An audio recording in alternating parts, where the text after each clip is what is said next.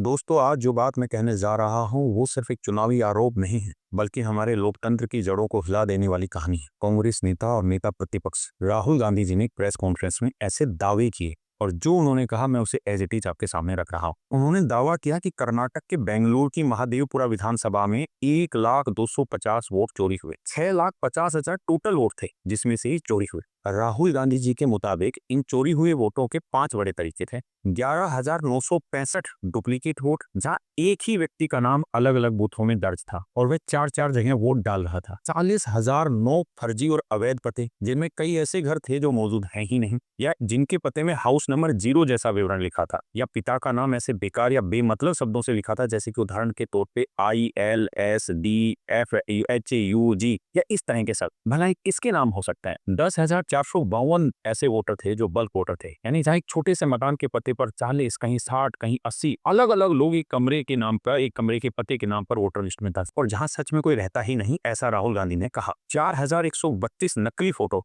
जिनमें एक ही तस्वीर अलग अलग नामों के साथ लिस्ट में थी।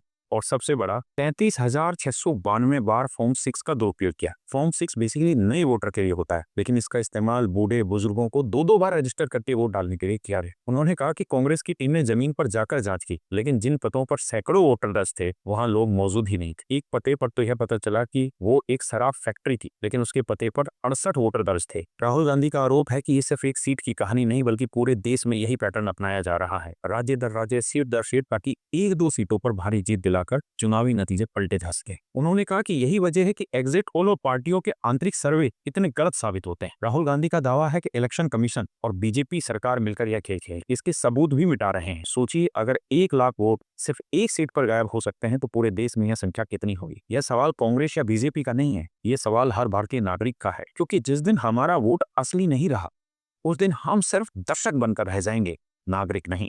अब तय आपको करना है कि चुप रहना है या सवाल पूछना है।